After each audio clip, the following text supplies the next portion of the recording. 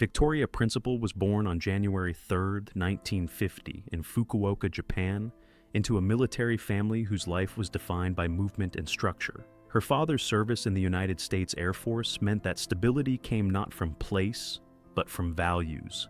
Growing up across England, Puerto Rico, and multiple American states, Victoria learned early how to adapt, observe, and remain composed in unfamiliar surroundings. Constant relocation made lasting friendships difficult, yet it nurtured independence and emotional self-reliance. These formative years quietly shaped the calm confidence and worldly presence audiences would later recognize on screen. Even as a young girl, Victoria displayed discipline and curiosity, qualities reinforced by her parents' emphasis on education and responsibility. Rather than feeling displaced, she absorbed culture wherever she landed, developing a sense of identity rooted not in geography, but in resilience, awareness, and inner steadiness that would guide her throughout life. From trauma to purpose, choosing the actor's path. In her late teens, Victoria's life took a sudden and defining turn when she survived a serious car accident that required months of recovery. The experience forced her into stillness for the first time and prompted deep reflection about her future. Originally pursuing medicine, she came to realize that her true passion lay in storytelling and performance. Determined to honor that clarity, she moved to New York City, where she committed herself to rigorous acting training rather than relying on appearance alone. She studied drama intensely, developing technical skill, emotional discipline, and respect for the craft. This period was marked by quiet determination rather than instant success. Victoria worked steadily, auditioned relentlessly, and refined her abilities with patience. The accident that once threatened her future ultimately gave her direction, transforming adversity into purpose and setting the foundation for a career defined by preparation, seriousness, and thoughtful ambition. Standing beside a legend, Paul Newman, and a defining debut, Suram Sposom, in Spanish Banlet. Victoria's first major film role came in 1972 with The Life and Times of Judge Roy Bean, placing her opposite Paul Newman at a pivotal moment in her career. For a young actress, sharing the screen with such a revered figure could have been overwhelming, yet Newman's presence proved unexpectedly grounding. Decades later, Victoria reflects not on intimidation, but on his generosity and professionalism. Newman treated her not as a novice, but as a collaborator, offering quiet encouragement through example rather than instruction. Watching him work taught her that true authority comes from restraint, focus, and respect for others. Her performance earned a Golden Globe nomination and immediate industry recognition, but the lasting impact came from observing Newman's character off camera. He embodied humility despite global fame, leaving an impression that shaped Victoria's understanding of leadership, integrity, and what it truly meant to endure in Hollywood. Essence, Dallas, and the weight of global recognition. Victoria Principal's defining public chapter began in 1978 when she was cast as Pamela Barnes Ewing on Dallas. The series became a worldwide phenomenon, and Pamela emerged as its emotional anchor, offering empathy and moral balance amid ambition and betrayal. Victoria approached the role with restraint and sincerity, allowing vulnerability to exist without melodrama. Her chemistry with Patrick Duffy resonated deeply with audiences, making their on-screen partnership one of television's most enduring. Fame arrived quickly and intensely, but Victoria remained measured, aware of how easily success could distract from purpose. For nearly a decade, she carried the emotional heart of one of television's most watched shows while maintaining professionalism and privacy. The experience reinforced lessons she had observed years earlier. Longevity comes not from spectacle, but from consistency, discipline, and respect for the work itself. In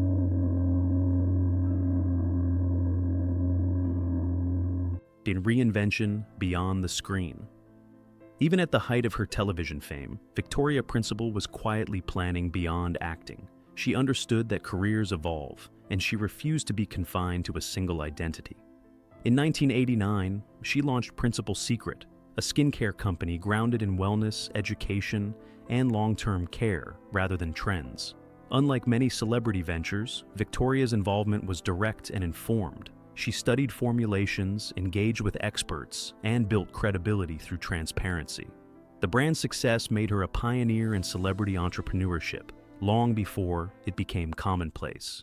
For Victoria, business was not vanity, but empowerment, a continuation of the self-discipline that defined her acting career.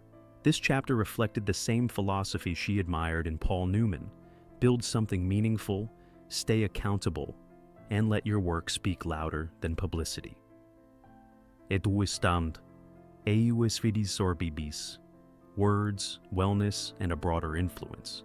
Victoria extended her influence through writing, authoring a series of best-selling books focused on health, beauty, and balance. Titles like The Body Principle and Living Principle emphasized sustainability, self-awareness, and long-term well-being rather than quick fixes. Her writing mirrored her life philosophy: clarity over excess, discipline over indulgence. These books resonated with readers because they reflected lived experience, not marketing. Victoria positioned wellness as an act of self-respect, not vanity, reinforcing a message that personal care and emotional health are inseparable. Through literature, she reached audiences beyond television, establishing herself as a thoughtful voice in an emerging wellness movement. This multidimensional career demonstrated that her success was not accidental, but the result of deliberate choices shaped by observation, introspection, and a refusal to be defined by a single role.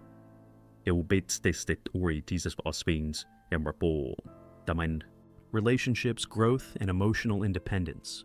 Victoria Principal's personal life unfolded largely away from spectacle, marked by relationships that reflected different stages of growth. She experienced marriage, separation, and long-term partnership, each offering insight rather than regret.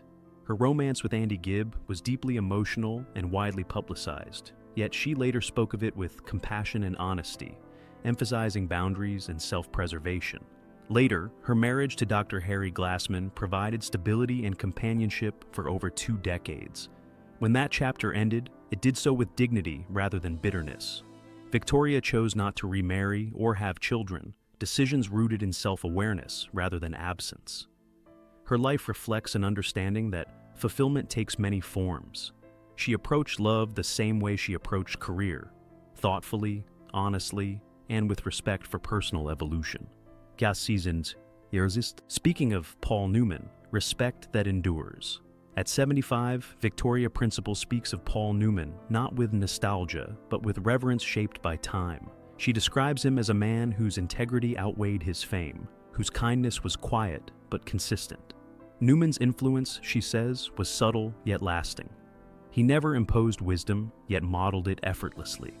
His commitment to causes beyond himself, his loyalty to craft, and his grounded humanity left an imprint far deeper than celebrity. For Victoria, he represented what Hollywood could be at its best: principled, generous, and purposeful. Reflecting now, she sees how his example quietly reinforced her own instincts about longevity, humility, and responsibility. Newman was not just a legendary actor to her, but a standard, a reminder that character defines legacy more than applause ever could.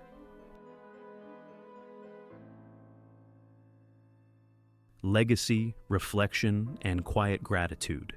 Looking back, Victoria Principal views her life as a series of intentional chapters rather than a single narrative. From global stardom to business leadership, from personal trials to enduring influence, she recognizes the value of patience and self-respect.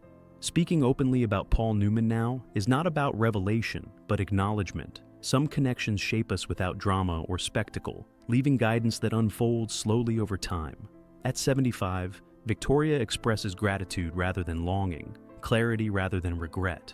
Her story stands as one of thoughtful reinvention, emotional intelligence, and disciplined independence. In honoring Newman, she also honors the values that shaped her own path. Some people enter our lives briefly yet leave us better than they found us. Paul Newman, she reflects, was one of those rare presences,